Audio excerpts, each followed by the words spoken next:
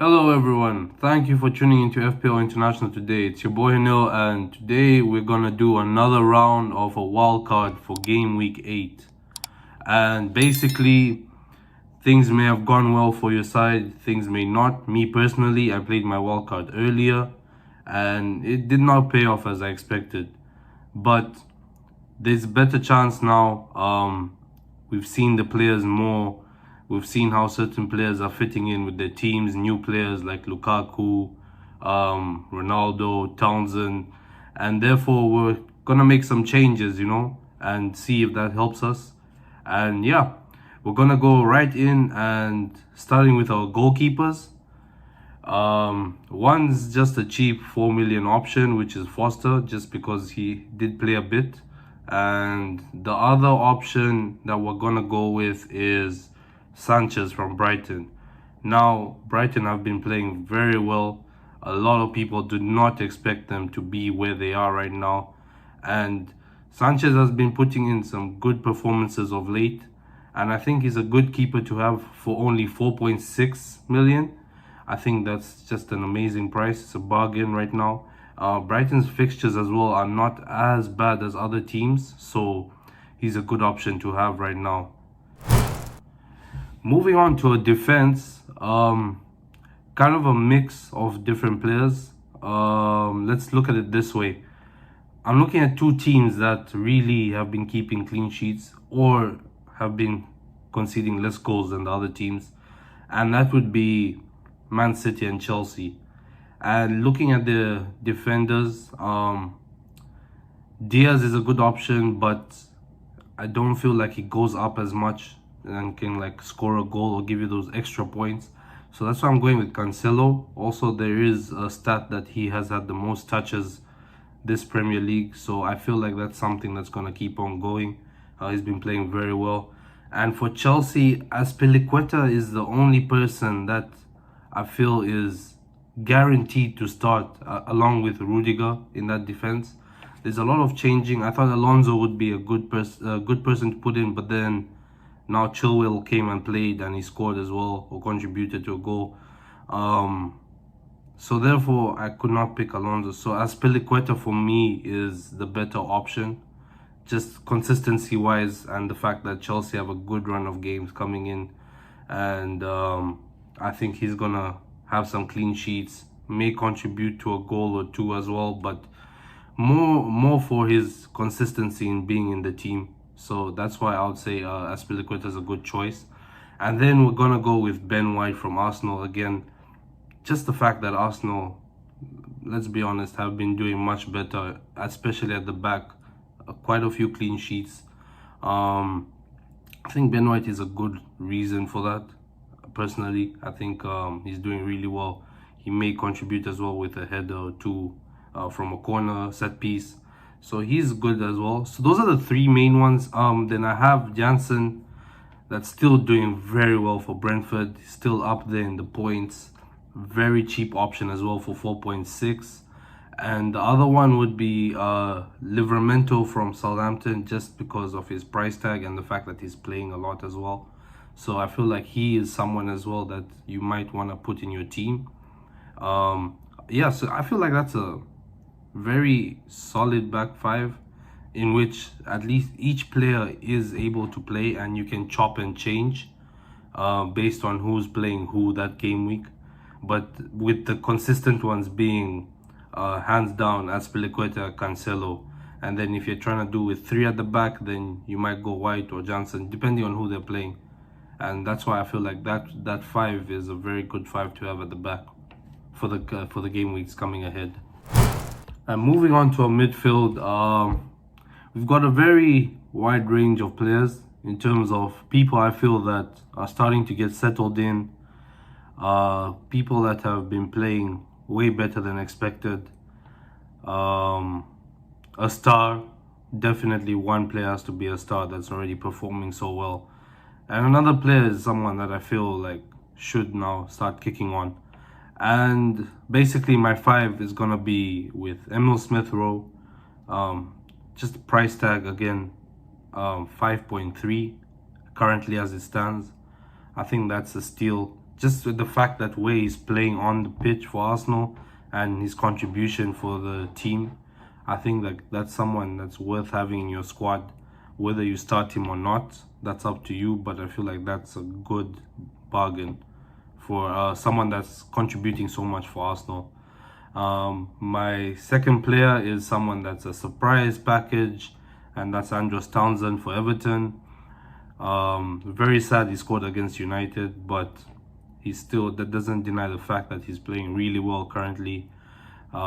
He's someone to look forward to putting in your team, just because I feel like he's solidified his place in the starting 11, and he looked very well going on the counter attack, scoring goals, creating opportunities as well. So Andros Townsend, just for the differential as well, I think there's only about 6% that own him. So I think like you guys that look forward to getting Townsend will have like a bit of a head start, you know, on getting points and something different, basically. That's why it's called differential. And then Leeds starting to kick on as well, and I feel like Rafinha as well is someone that's starting to kick on.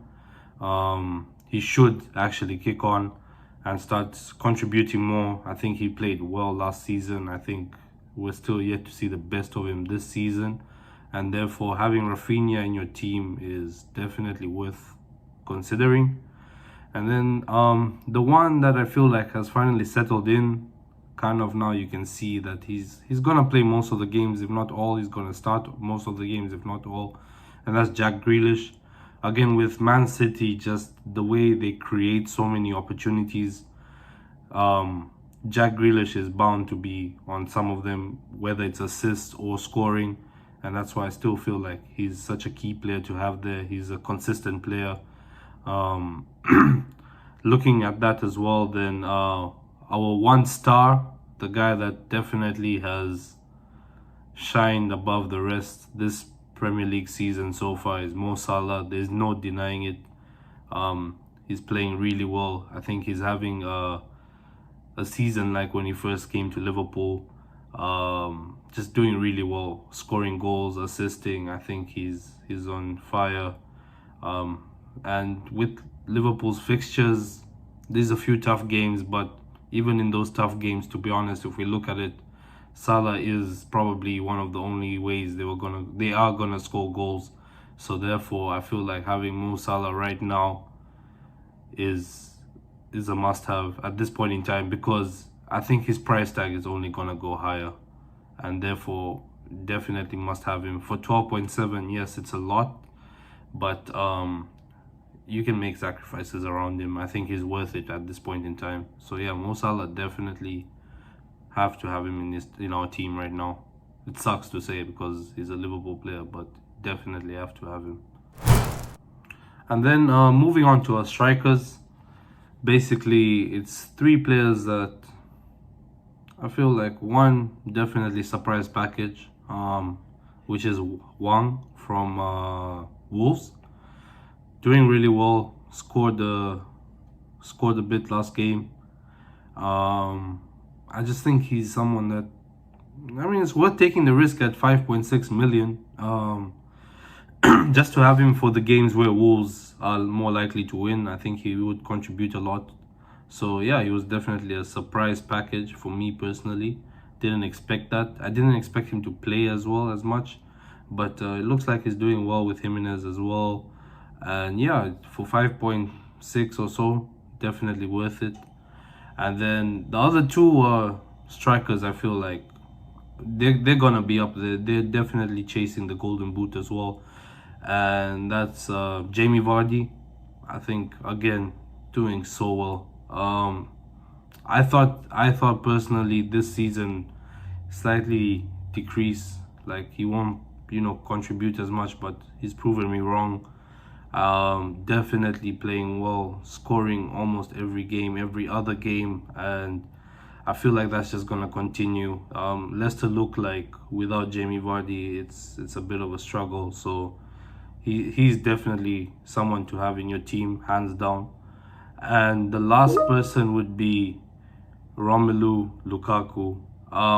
Look, he started very well, had a bit of a dry spell, But again, with Chelsea's fixtures coming up, I think like he's just gonna get opportunities, and basically those opportunities he will turn them into goals.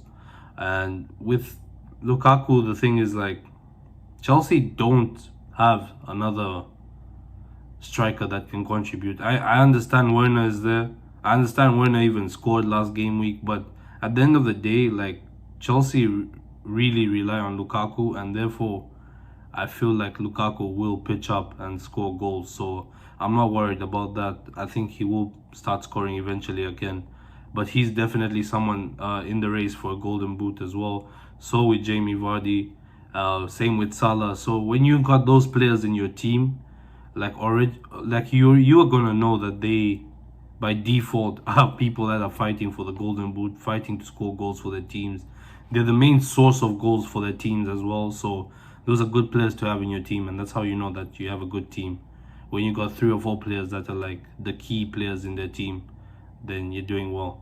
So yeah, that's basically my wildcard edition for ahead of game week 8. I'd advise you guys to get these players sooner before the price tags go up, especially with Salah, Lukaku, Vardy.